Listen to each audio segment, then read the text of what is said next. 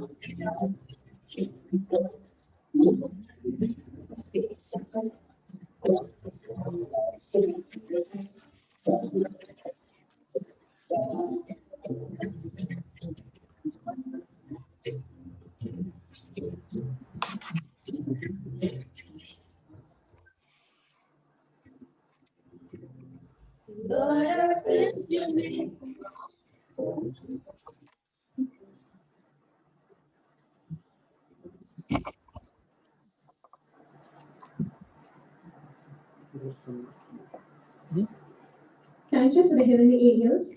Small cheer and great welcome makes a merry fest. I would like to invite our head of the department and the Bursar of our college, Dr. G.Gnanaraj, sir, to address the gathering and as guest speaker through his warm words of welcome. Please, sir. Just listen to this. Sir and learned colleagues from the Department of Commerce, Bishop College, other members who are online participating in this webinar, I'd like to welcome you all to this webinar on the current economic situation in our country.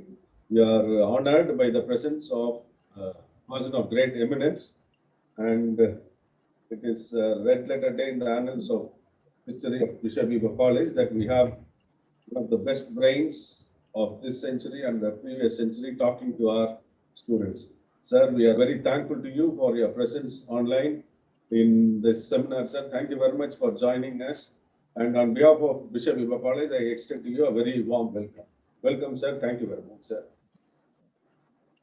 Dr. C. Rangarajan is a truly multifaceted person, a teacher, an economist, a strategist, a parliamentarian, and above all, a statesman.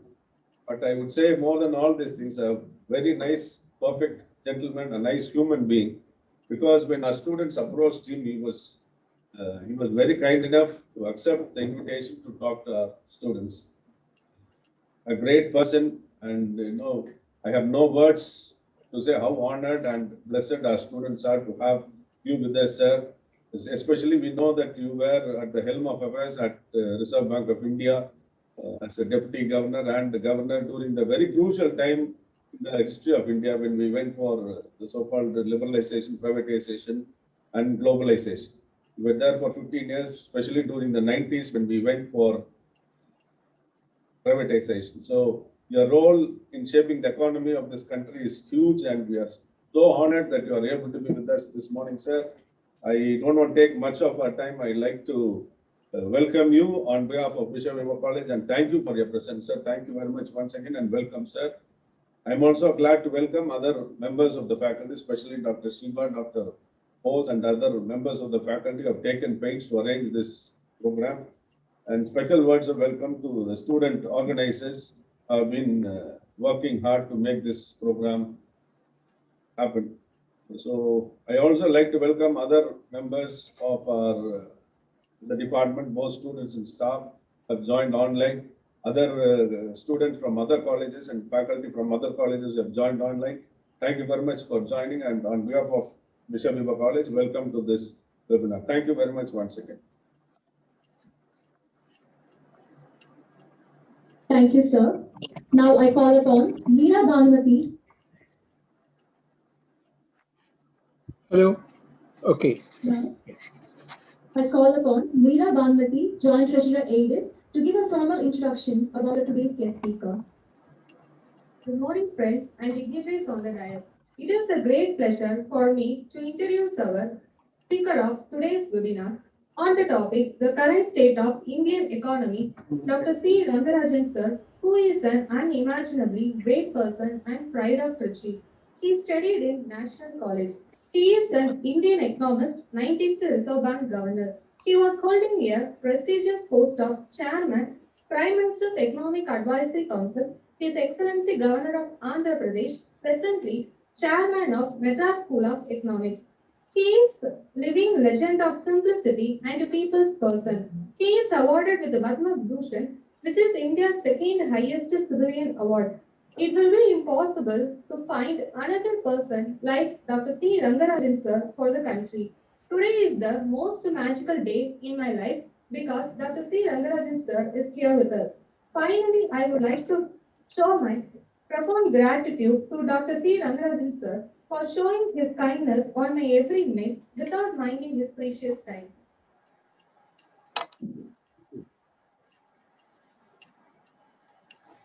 Thank you.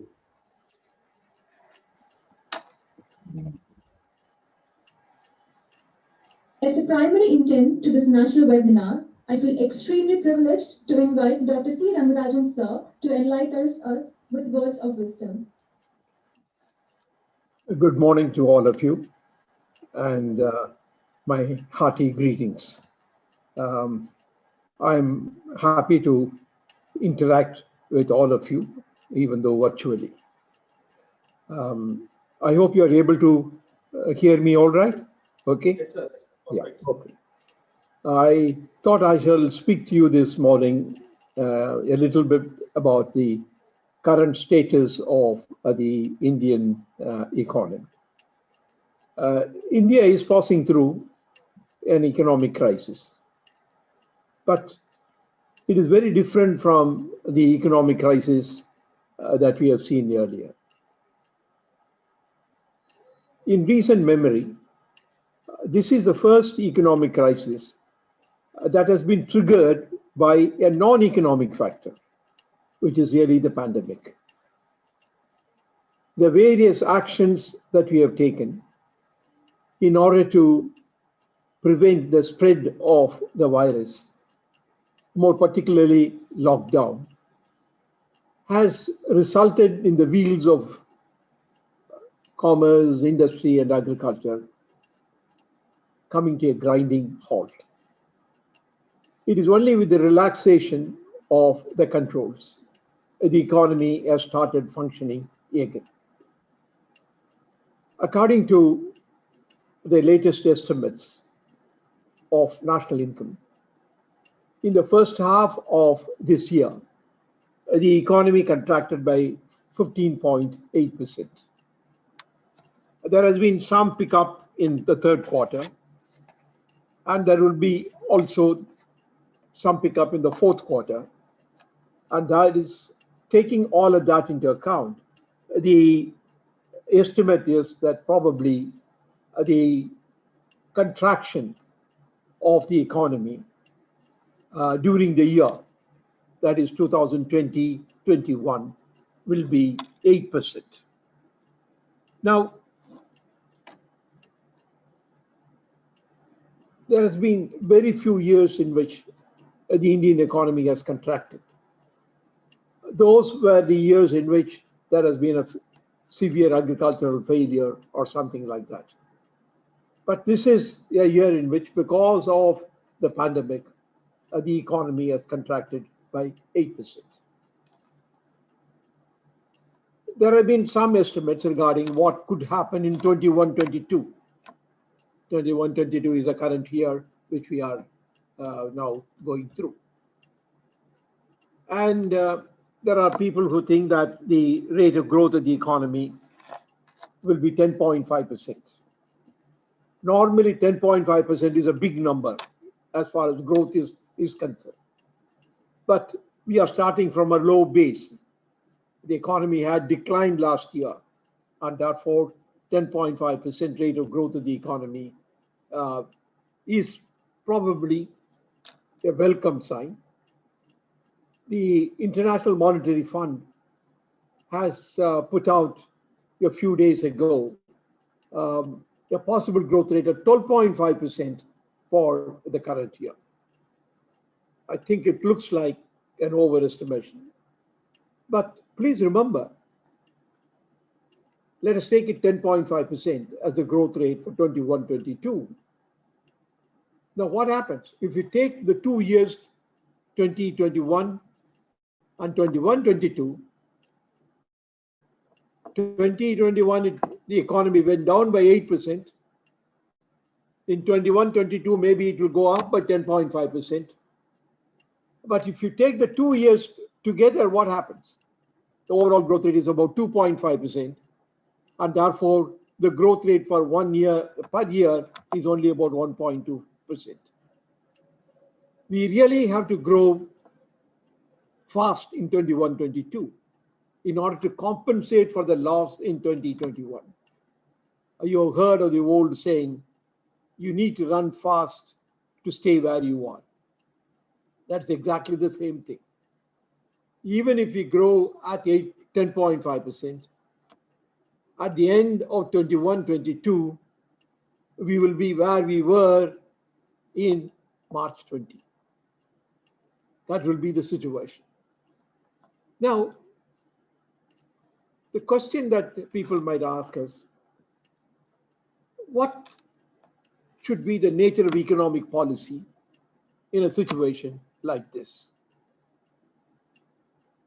There is the old Keynesian prescription that when the economy is suffering from lack of demand, then the most important thing that the government can do is really to increase expenditures. That is expenditures of the government. You can understand in a situation like this, neither the private individuals nor the private corporate sector may not have much inclination to spend more. Neither they do not have the income, nor do they have the desire to put in money when the economic situation is not bright. So that is the role of the government. I don't know, those of you who have studied a little bit of economics or macroeconomics must have read the usual Keynesian statement about the lifting of the C plus I line above, C plus I plus D line above, and it cuts the 45-degree line at a higher level, and therefore the income will increase as a consequence.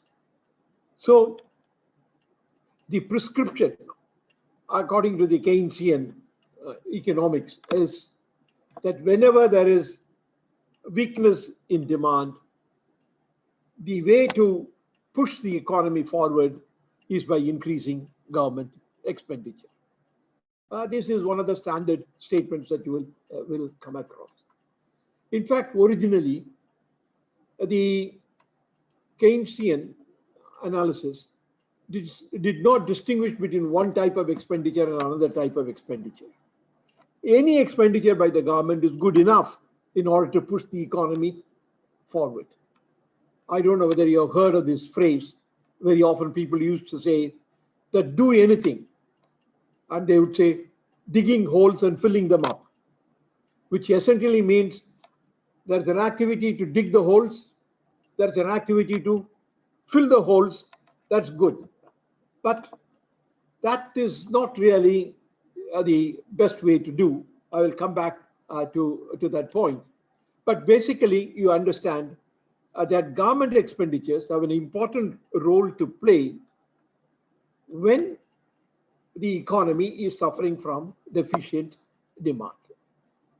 And in this particular context of the COVID-19, what are the expenditures that you would expect? First of all, there are health expenditures to be incurred. One, to take care of the people who may suffer from COVID-19, you need to expand hospital facilities. You need to have more equipment like ventilators.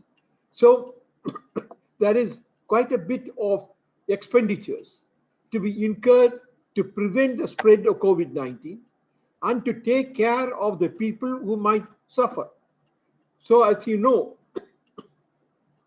that quite a bit of expenditure had to be incurred on the health side. Second, there are expenditures to take care of the vulnerable groups because there is not enough economic activity. That there are people in the society who cannot get any jobs and therefore they need to be taken care of. You must have all read in the newspapers about the plight of what they call the migrant labor. The migrant labor are the people from other states who have come into Tamil Nadu, for example, to work. And there are quite a few migrant labor running into millions because we need those people to work in some areas where our own people are not willing to come forward. And all these migrant labor found one day without a job. And therefore you have to take care of them. And either you take care of them by providing them food, or you take care of them by providing the wherewithal or the resources to make them travel from Tamil Nadu, from Chennai or wherever it is, to your own place in either in Bihar or UP or any other place. Therefore, first of all, there are health expenditures.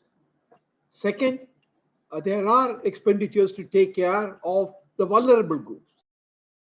But let me say this applies not only to migrant labor, it applies also to the various kinds of people who may have been thrown out of employment and there is no immediate prospect of their getting jobs. So that is it. And thirdly, the stimulation expenditures, stimulant expenditures. That is expenditures to stimulate the economy. Because some industries and some economic activities have been so severely affected that unless the government came forward to provide them some relief or help, they will not be able to start their business or keep their business going. One industry which you may have all read about, which has been very severely affected, is the hospitality industry. We prevented people from moving from one place to another place. And therefore, what happened? The tourism industry was affected. When people are not traveling, then there is no need for accommodation in the hotel. I mean, the hotel industry suffers. So all of them have suffered. Now, some stimulation expenditures are also needed.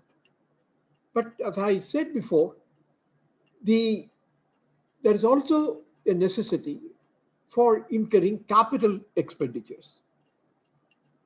You know the distinction between capital expenditures and revenue expenditures?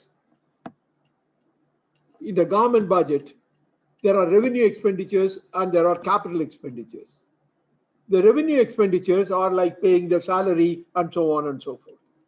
The capital expenditures are expenditures to create what? Assets, Either it is a factory or it is a building or something like that.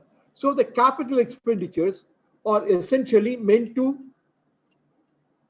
create assets, which, I mean, one of the most important assets that the government creates is what? Can you think? Roads. The roads are the main responsibility of the government at the various levels. National highways are looked after by the central government. The state highways are looked after by the state government, and the local authorities look after the other road. So the construction of road is a very important function of the state governments and on the central government, and increasing the expenditures is on those is a capital expenditure. So you see the distinction between revenue expenditures and capital expenditures. So as one way of creating both employment as well as creating something which will help the economy to move forward is the capital expenditure. One good thing was that in this budget, for example, the capital expenditures have been increased by the central government. In 2019-20, the capital expenditures were only 1.6% of the GDP. They moved to 2.3% in 2021, and in the budget for 21-22, they have provided 2.5%. Therefore, you very often hear this expression, right? Infrastructure. They talk about infrastructure creation. What is infrastructure creation? Road is one, then what else? Railways is another, infrastructure. Then telecommunication. It's also infrastructure. So you can go, that is, these are the facilities that are to be provided in order to enable the economy to move forward. That is the word we use, infrastructure. So infrastructure expenditures have also to be increased. So that is the most important thing. Now you can ask me the question. Yes, government have to increase the expenditures in order to help the economy to move forward. Where from will the government spend? How does the government spend? What do you need for the government? What does the government need? Revenue, right? I mean, anyway, you're commerce students. I mean, you know that for even for a company or whatever it is, there is the expenditures. But the expenditures come out of what? The revenue, which are the sales, let us say, right? So similarly, the government has to raise revenue, and it is that revenue that will be utilized for the purpose of expenditures. What are the revenues? How do they raise the revenue? Taxes. Huh? Right, okay, taxes. Taxes are the main thing. But there are also, I will talk to you just now, there are what are also called non-tax revenue also. So main thing is tax revenue. Now what happens to tax revenue during a year like this? Goes up or goes down or what? Goes down. Goes down. Because only if there is economic activity, they will pay the taxes. You know the corporate tax. What is a corporate tax? It is tax on what? Profits of Corporate the tax. Huh? Companies what? Profits. Profits. Okay. Companies' profits. Now, what will happen in a year like this? Will companies make profits? Less profits. No, less tax. very little. I mean, I think actually the corporate tax during 2021 went down. Yes. So therefore, what I'm saying is that the revenues will go down this year. In 2021, it went down. Similarly, there are non-tax revenues. I think I will not go into it today, but one of the important means by which non-tax revenue comes is also through what are called dividends from the government companies. Government owns companies, right? Steel Authority of India is there. And there are so many other companies. And when they make profit, then they pay dividend. And since the companies are owned by the government, the dividends go to the government. They also come down in a year like this. Then there is also what is called disinvestment. You must be hearing about it, namely that they sell the shares of the companies they own. And therefore, they want to do a big thing next year. That is, I mean, in the current year, 21-22. In 2021, they didn't do much. Therefore, what happens is when the government spends more, when the expenditures of the government are more than the revenue, how do you manage? Can the government spend more than its revenues? Has to borrow. Yes, they have to borrow, correct? So this is what is called, what is the expression normally used? Fiscal deficit. You've heard of the word fiscal. People talk a great deal about fiscal deficit. So fiscal deficit is essentially means the excess of expenditure over Revenue. the collections, revenue, okay? And that is meant by borrowing. So this borrowing was very high. And as I will talk to you later, the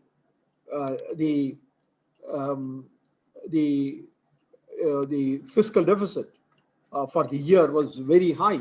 Actually, it went up to something like 9.5% of the GDP in 2021. So let me say this, but 21-22, they do expect improvement. They have projected a higher level of revenue for 21-22. I will not go into the numbers and argue about whether they are optimistic or not. Since you may not have seen the numbers, there's no point in going into it. But let me say that they want to bring down the fiscal deficit from 9.5% to 6.8% in 21-22, because they expect that the economy will move and therefore more revenues will be collected. The higher expenditure will be to a very large extent made by the higher revenues, but even then it will be high at 6.8%. Now, in this context, I talked about fiscal policy. Fiscal policy means the actions of the government.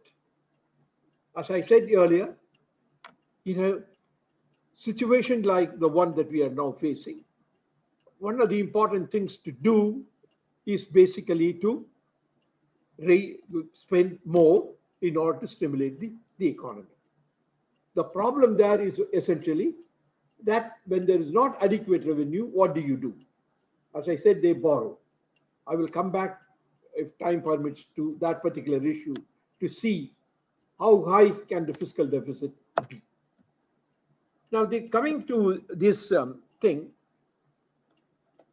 apart from fiscal policy, what other policies can the government or the Reserve Bank can do or look at? What is the other policy? Credit policy. Or what do we call it? The monetary policy, right? I mean, this is the Reserve Bank of India's monetary policy. Remember, 2 days ago, they made some announcement regarding monetary policy. Now, what does monetary policy want to do? Now, monetary policy also wants to stimulate growth. That is their idea, right? I mean, I think they also want to help the economy to move forward. Now, the central bank of the country, which is the Reserve Bank of India, has, however, two objectives. One is to stimulate growth. And what is the other one? Do you hear about it? price stability. Do you remember that? I mean, I think normally the Reserve Bank and the central bank of the country is also responsibility to maintain prices. That is a new monetary policy framework under which they operate. Do you know what the Reserve Bank is expected to do in terms of price stability? Have you read about it or have you seen it? What is the objective of the Reserve Bank in terms of the inflation rate? The law requires the Reserve Bank of India to maintain the price or to maintain the inflation around 4%, plus or minus 2%. In a sense, that is why it is called flexible inflation targeting. That is, the idea is to maintain at 4, but it can fluctuate between 2 and 6. So that is the monetary policy goal. Now let me come back to what I was saying. Therefore, monetary policy also wants to stimulate economic growth. They think that in the current situation, the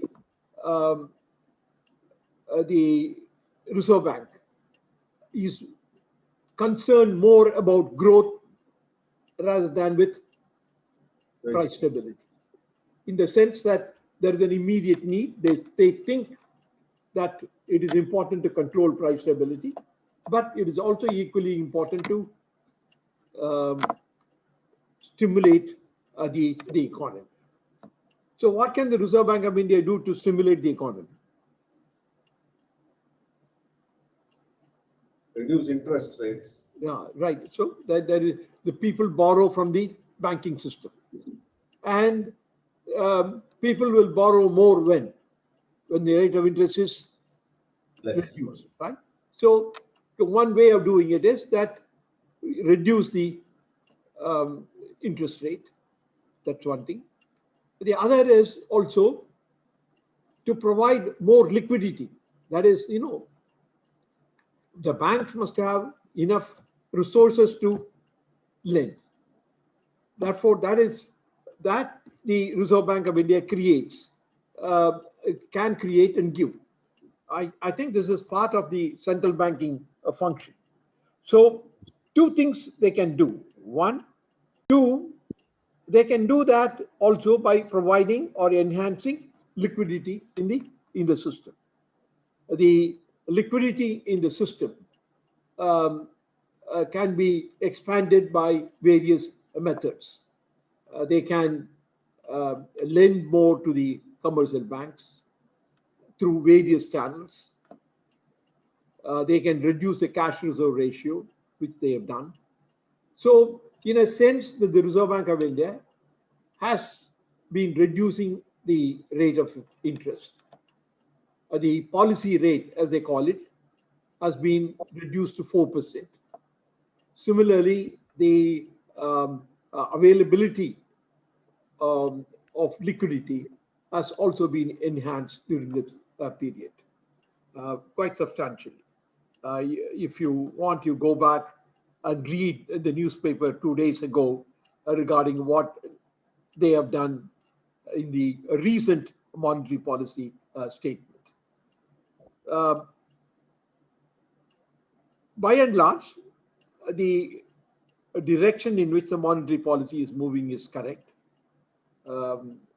It is important for the monetary policy to stimulate economic growth, lower the rate, the interest rate, provide larger liquidity in the system. Two things they have to be careful about. One is basically that the banks must lend. This is an occasion to lend, but they also must be careful. I mean, I think the idea of lending is good, but they must assess the credibility of the borrowers also. And therefore, this is the And the other thing is, if they are pushing more and more liquidity, they also must be careful about what? One of the other objectives that I mentioned earlier, namely Inflation. price stability. Yeah. So they have to be careful about that. So these are, so to summarize what I have said so far, we have faced a severe economic crisis because of a pandemic. In order to control the pandemic, many actions have to be taken, the most important of which is the lockdown. As a consequence, economic activity came to a grinding halt. As restrictions have been removed, the economy has started moving. 2021, there was a contraction in the economy of 8%. 21-22, it is expected that there will be no lockdown and there will be larger economic activity and there will be growth. The question is, in order to stimulate growth, what have to be done? There are two policy instruments that are available to stimulate economic growth. One is fiscal policy and the other is monetary policy. Fiscal policy to stimulate economic growth has to really means increasing government expenditure. I talked about the various types of government expenditure that can come. But basically, to maintain the government expenditure at a higher level is important. It is true that the revenues will pick up in 21-22, but they may not be adequate. And therefore, there is a problem there. The monetary policy, which is another instrument that is available, is also important to stimulate economic growth by reducing the rate of interest and by expanding the liquidity in the system so that the banks will have larger resources at their disposal. This is basically what the economy has been and what the policy things should be. Now I will try to conclude my lecture with two other issues which are relevant. We talk a great deal about reforms. Now, in this present context, how much important are the reforms? And what are the directions in which we should move in terms of reforms? As you all know, the new reforms, which are called a reform of liberalization, were started in 1991. So with the arrival of 2021, the reform movement or the reform of liberalization has completed 30 years. The reform initiated in 1991 constituted what we might call a paradigm shift. In the sense, it is a fundamental departure from what has been being done in the past. Why is it called a paradigm shift? There are three important things which mark the new system away from the previous system. Let me say it made a break with the past in three important ways. One, it dismantled the whole set of controls and permits which existed at that time. Prior to 1991, if you want to start something, you need a license. If you want to expand, you needed a license. You needed a license where to locate. So the economy was filled with large number of permits and controls which were removed. Second, it redefined the role of the state. It recognized the importance of the state, but it is not necessary for the state itself to go and do things. It can monitor, it can supervise, it can oversee. So the role of the state underwent a change.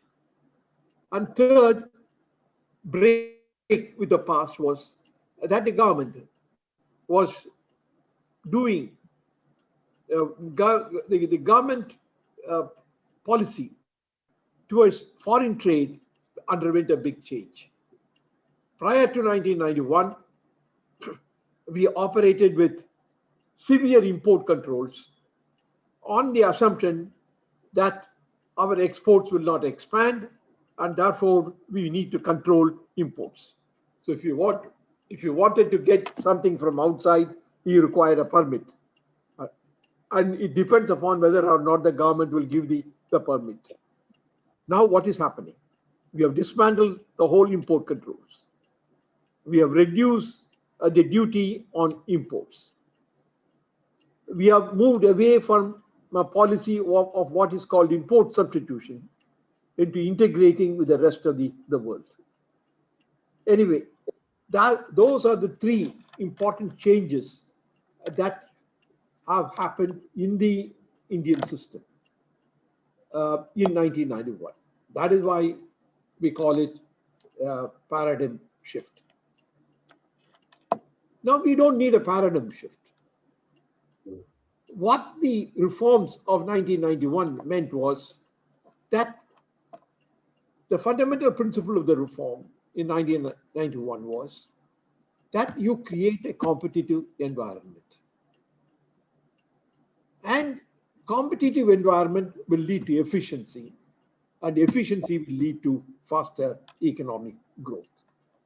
In that sense of the term, there is need to continue with this principle of liberalization and apply to each sector of the economy where liberalization principle needs to be introduced. I think if you look at it,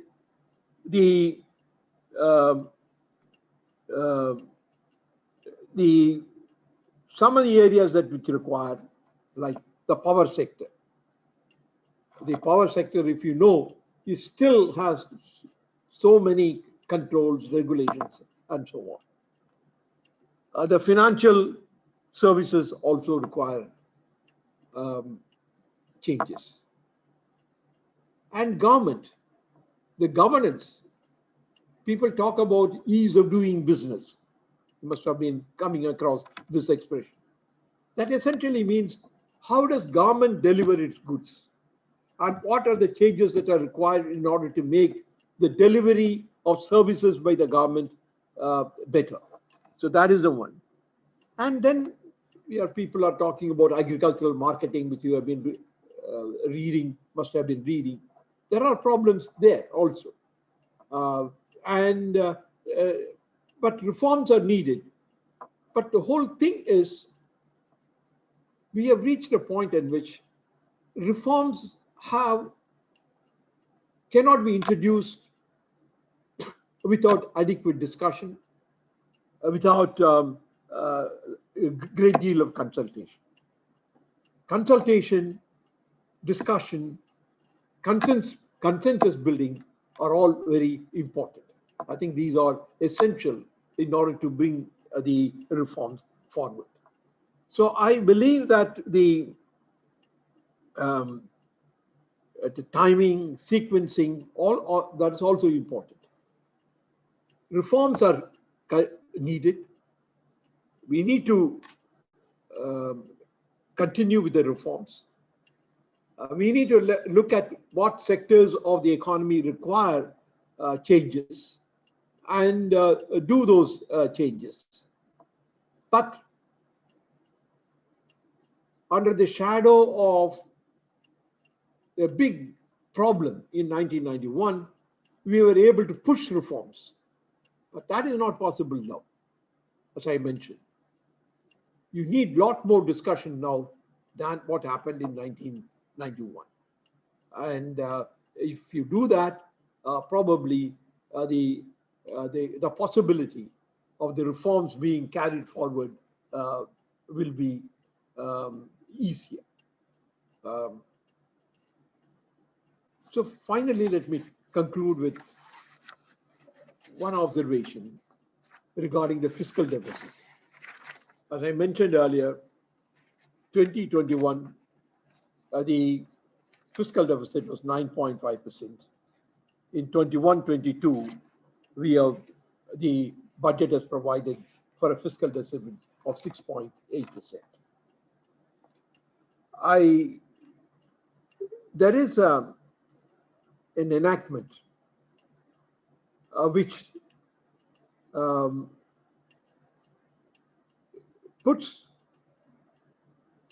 some guidance regarding fiscal deficit. Originally, the FRBM Act, Fiscal Responsibility and the Budget Management Act, meant that the fiscal deficit of the center should normally not exceed 3% of GDP. Later on, it was converted into a different thing, but it also amounted to the limit of the fiscal deficit of the center at 3% of the GDP. Then all state governments also passed legislations, which meant that all the states together can have a fiscal deficit which is not higher than 3% of the GDP. Now, this 9.5% is as against 3% of the GDP. The 3% of the GDP is the mandated level, and the actual was 9.5% in 2021, probably. We will know the results. We will know it only later on, but it is expected it will be 9.5%. In 21-22, it will be 6.8%, as against the mandated level of 3%. Now, it is important to understand that why we need to keep the fiscal deficit under control.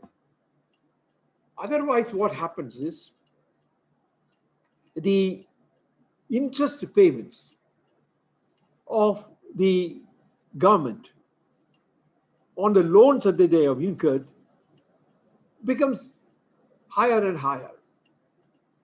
I really do not know whether you know that the interest payments of the government of India as a proportion of the revenue receipts in the last year was something like 45%. What does that mean?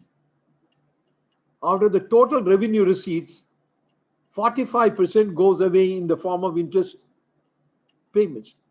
Therefore, only 55% of the revenue receipts are available only for the other expenditures. Therefore, there is a need to control the fiscal deficit. I can understand, as I told you, as I mentioned to you earlier, that in a difficult year like 2021 and 21-22, we can move away from it. But we should really arrive at a program or constitute a program so that we come back to the mandated level. I have a lot to say about fiscal deficit, but I really do not know how much background you have on it. And therefore, I will not talk a great deal about it and wind it up here. But if you have any doubts later on, and if you want to ask me, then we can do that. But all that I want to say is that there is an FRBM Act which really puts some restriction on the level of fiscal deficit of the center, and there are similar legislations at the state level. Therefore, the point is, in a difficult year like this, high fiscal deficit is inevitable, but we need to have a new path of fiscal consolidation. And the new path of fiscal consolidation should tell us how we will move from the high level of fiscal deficit, let's say from 6.8% to 3%. How many years will it take and how will we go? What is the path we will take to move from 6.8% to 3%? Let me conclude with one observation. You know that people have been talking about in recent times about India becoming a $5 trillion economy. You've heard that, right? $5 trillion economy. Do you know what is the total size of the Indian economy in dollars right now? 2.7 trillion. So today it will be less. That is 21, 22, it will be 20, 21, it will be less. But before that, it was 2.7 trillion. Now, if we have to move from $2.7 trillion economy to a $5 trillion economy, arithmetic will tell you that it will take, if you want to achieve it in 5 years, it will require the economy to grow at 9% per annum consecutively for 5 years. Then only you will move from 2.7 trillion to 5 trillion. A lot of people in our country are talking about it. But we must understand growth is important. We need faster rate of growth in the economy. Between 2005-06 and 2007-08, the average rate of the growth of the Indian economy was above 9%. We have shown that India has the potential to grow at 9% per annum. Unfortunately, from 2011-12, the growth rate has been falling, and we have almost a decade since then of somewhat lower rate of growth. We need to augment our rate of growth. In my opinion, growth is the answer to many of our socio-economic problems, whether it is jobs, or whether it is reducing poverty, or whether it is to take care of the vulnerable groups. All that is possible only with a high growth. I very often point out to the people, it was only during when the Indian economy was growing at the rate of 8 to 9% per annum for almost 5 years, 2005-06 to 2010-11, the average rate of the growth of the economy was 8% plus. It was during that period we introduced the Rural Employment Guarantee Scheme. It was in that period we had the Extended Food Security Program. All this is possible only when there is a high growth. So as I said, growth is the answer to many of our socio-economic problems. And it is only by growing fast we can eliminate poverty. We can give to our people a standard of living that is acceptable. Therefore, the undivided attention of the government must be on growth. It is only by creating the condition and the situation in which the economy can grow at 9% per annum can we be, as a nation, be able to fulfill the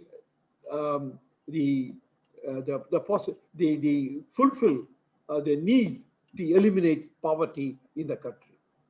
I think the poverty ratio in our country is still high. According to the methodology that I had put out in my report, there is still about 28 to 30% of the population who are below the poverty line. If that is to be eliminated, we need a faster rate of growth of 8 to 9%. And that is a goal towards which the Indian economy should move. And that is where lies economic wisdom and economic statesmanship. Thank you very much.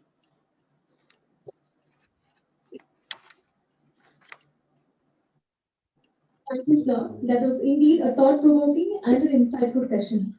Over to Seshama, Executive of Self-Financing.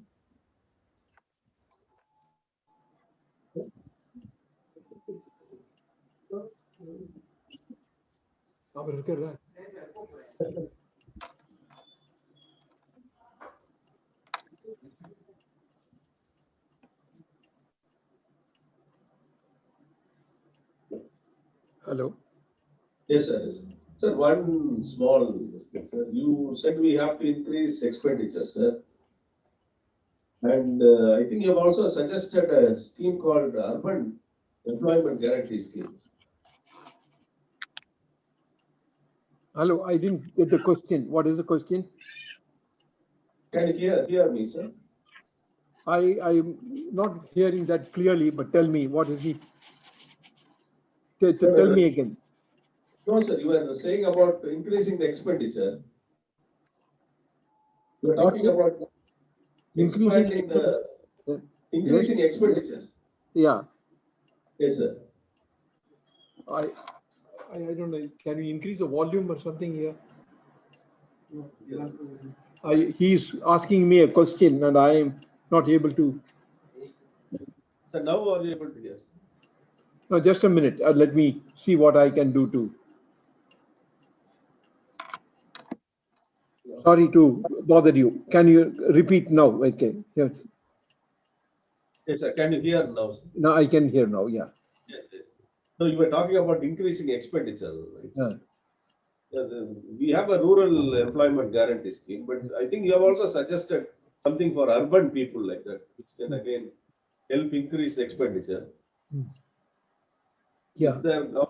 Is there anything the government is trying to do with that, sir? I think you suggested an urban employment guarantee scheme also. Right.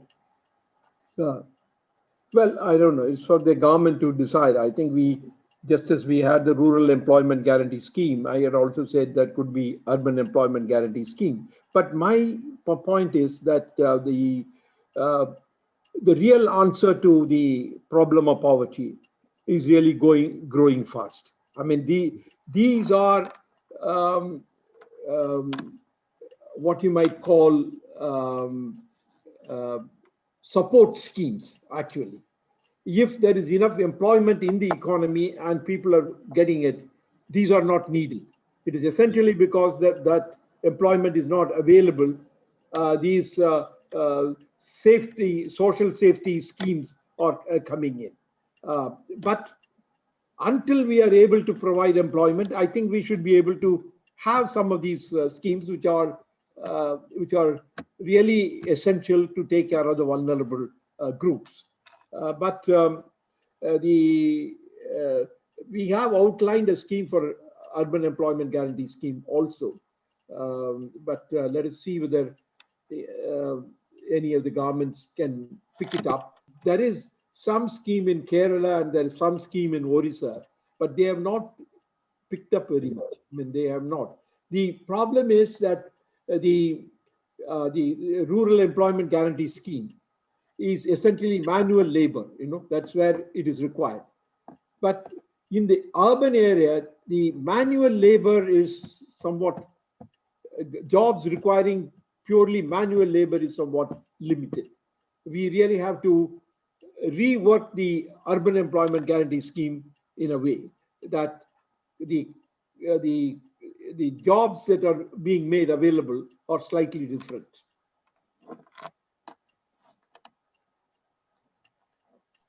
So can I ask you a doubt?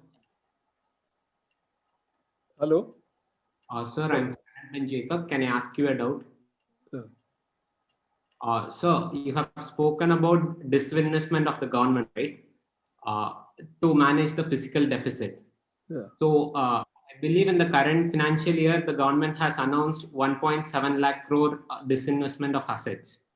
But the problem is that back when Arun Jaitley was the finance minister, though when the economy was much better than what it is right now, they were not able to see the disinvestments of the country, the public sector disinvestments.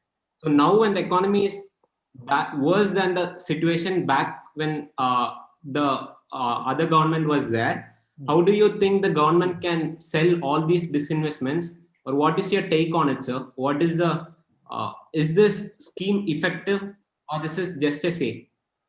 Well, I agree with you that in 2021, for example, the disinvestment program put in the budget was not fulfilled also.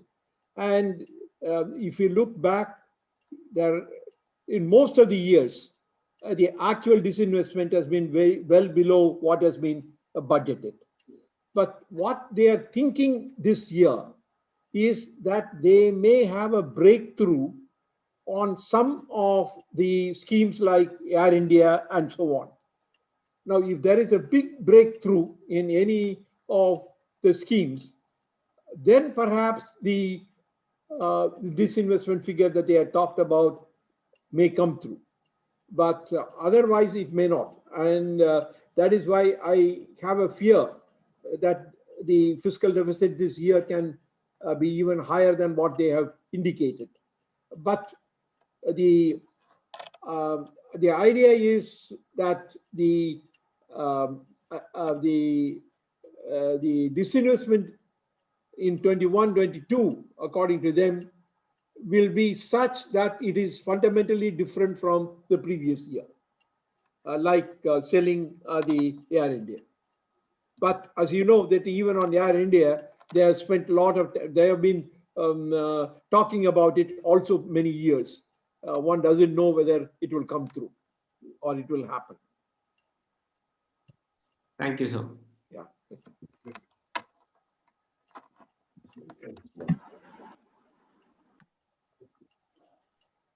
You can ask. Good afternoon, sir. Hello. Good afternoon, sir. Yes. Okay. Yeah. I have a question, sir. Yeah. Right. Please. Today, many political parties offer free schemes to the people. How will these schemes, these freebies affect the economy? I'm sorry. Can you repeat it? I could not get it. The political parties offer many free schemes to the people. Free. Free Freebies. schemes. Huh? Freebies. Huh.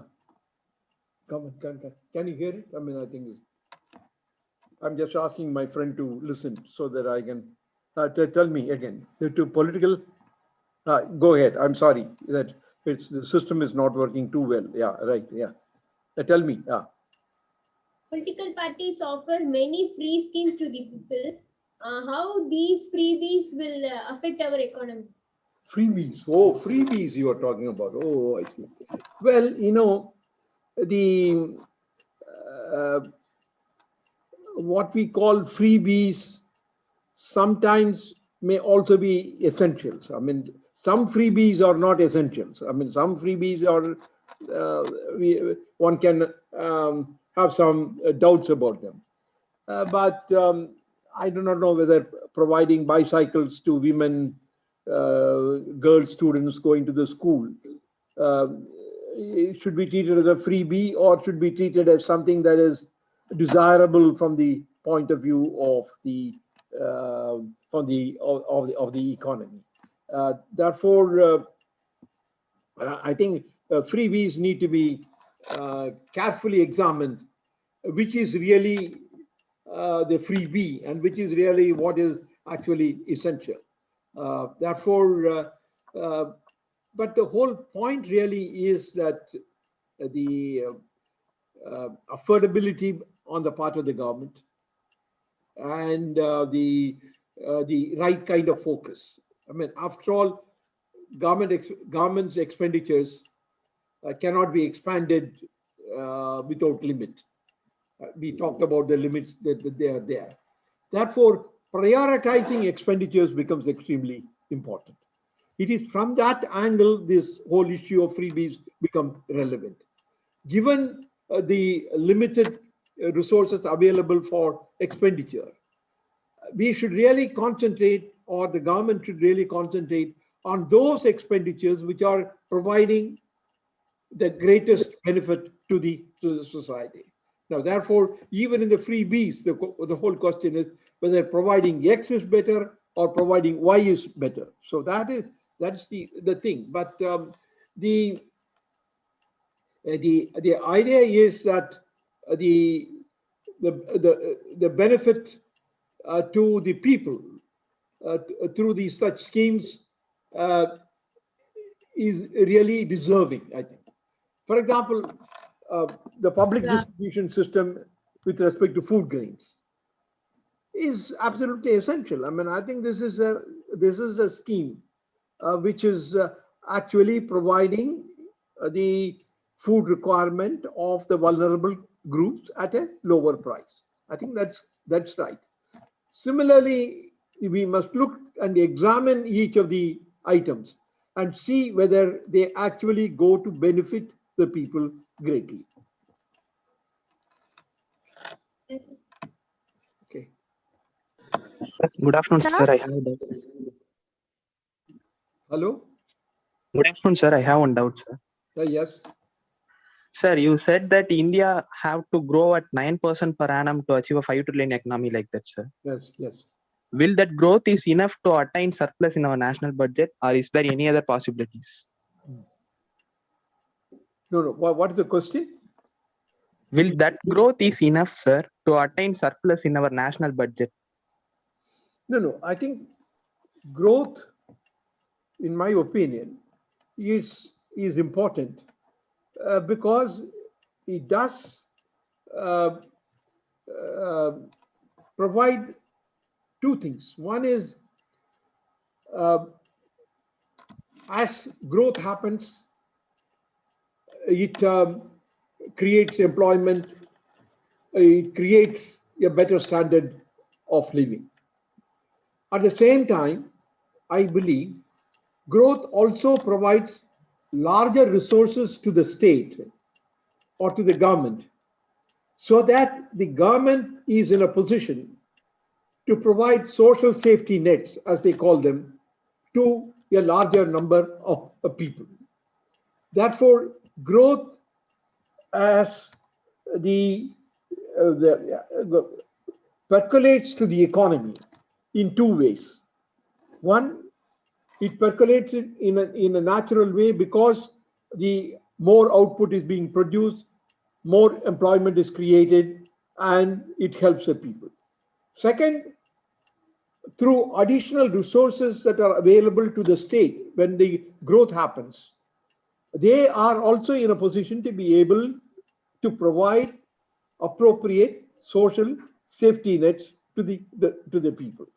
Let me tell you also, during the period when the rate of growth of the economy was 9%, the government, as I mentioned earlier, were able to launch new programs in order to help the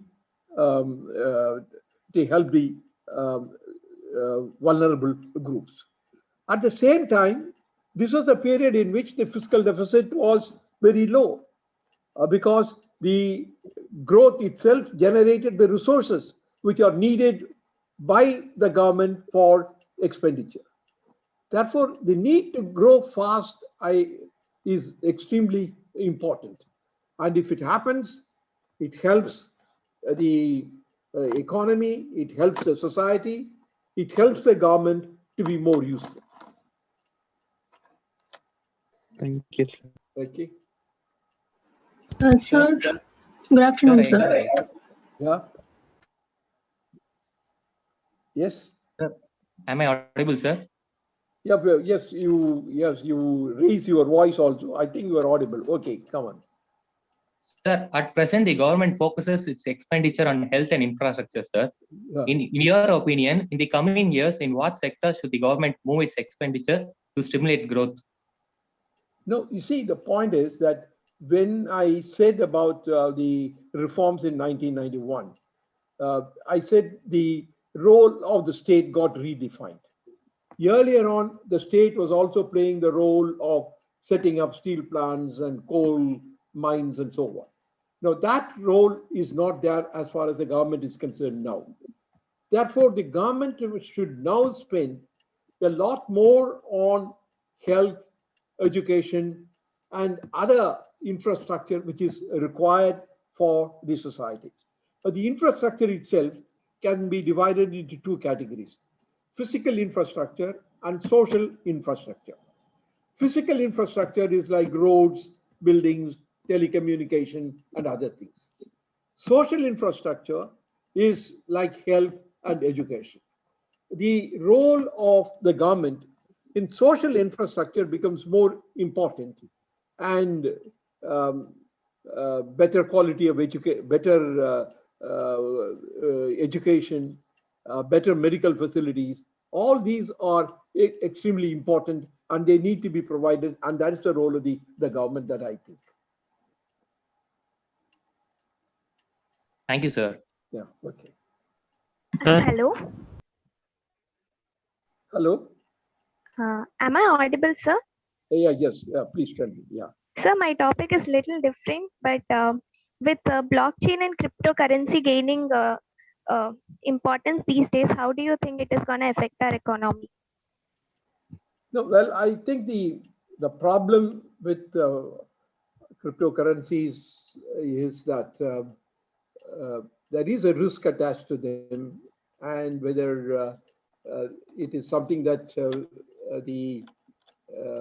that an economy like ours at the present moment need it at all. I think this is one of the issues. Therefore, it is.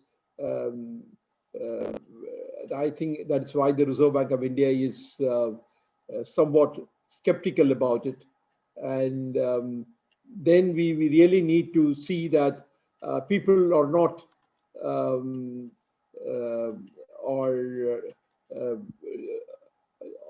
or not do not suffer as a consequence of that. Therefore, I would really think that this is something on which we need to think carefully before allowing to be introduced in a big way. Thank you, sir. Good afternoon, sir. Yes. Sir, we are just saying for past many decades that India is growing a developing country, and we always see that the GDP rate is just increasing. But then what is the reason, sir, that we did not reach the stage of developed country? Because Japan and other countries, if we see, they started their development after us. But now they are in the place of a developed country, but we are still developing. Mm-hmm.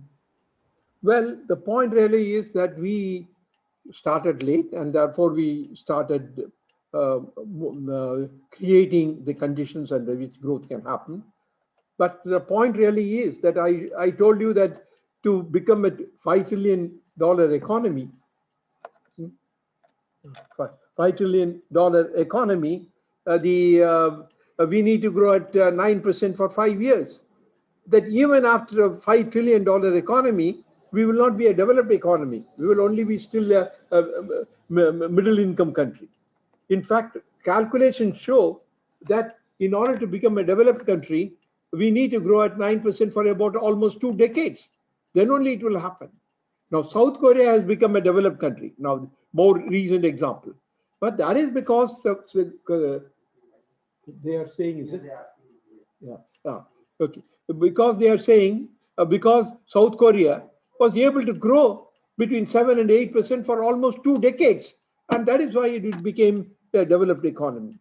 So what I'm saying is, it's a matter of growth. It has to be a sustained high level of growth for over several decades. But I have a feeling that by the time we get to 9% rate of growth for about 5 to 10 years, if we do that, then at least poverty can be eliminated. The other issue of having a level standard of living equal to a developed country is different. But certainly, I think that if we grow at 9% for 10 years, we can eliminate poverty in our country. Okay, thank you, sir. Thank you. I think, can we wind up now, or what is the, hello? Yes, just a small note of thanks from our students, sir. Yeah, so we'll write. With a heartfelt gratitude towards the end of the event, I would like to call upon Giri Prasad, President Self-Financing, to propose the vote of thanks.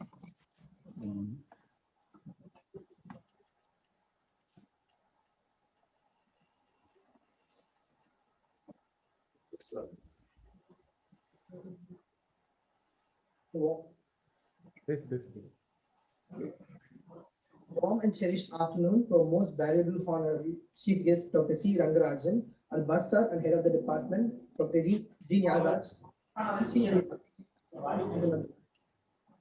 On behalf of the Department of Commerce, Bishop College, and the entire fraternity of the Institute, first of all,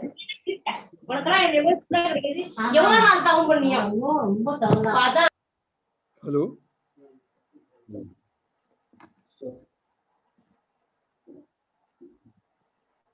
Go ahead. Yes, on behalf of Department of Commerce, Bishop College, and the entire fraternity of the Institute, first of all, my sincere thanks to Almighty God for making today's event a grand success. I'd like to give a heartfelt word of thanks to our Chief Guest of the Day, Dr. C.Gnanarajan, Indian economist, former RBI Governor, Chairman, Meera School of Economics, who spent his valuable time gracing the occasion. Today, we have an opportunity to hear your thoughts, sir. The speech have enlightened us and inspired us a lot. Thank you, sir. Now, I need to mention my deep sense of appreciation to our esteemed principal, Dr. Paul Labran, and also a special mention to our Bursar of the college and head of the Department of Commerce, Dr. G.Gnanaraj, being the catalyst that inspired us to do our best and stand as a pillar of power with deep sense of appreciation. We thank our association in charges, coordinators, teaching and non-teaching faculties for their untiring efforts. I also want to thank the people who work behind the scene to execute the event, our technical arrangement team, and the IT support team for making this virtual webinar a grand success. And finally, our sincere gratitude for all the students across the nation from different universities and colleges for your participation and encouragement. Hope you all enhance your knowledge in the field of economics. Thank you very much for being a part of the event. Last but not the least, I thank my dear student friends for your hard work and cooperation. Once again, thank you all. Thank you very much, sir, for your very valuable time. It was a very wonderful experience for our students, sir. Sir, your mic is muted. Thank you, sir. Thank you very much, sir. Take care.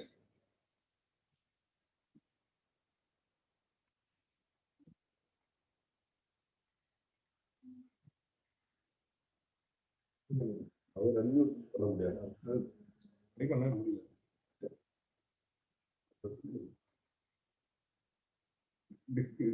No, yeah, okay. Thank you, one and all, for the very wonderful.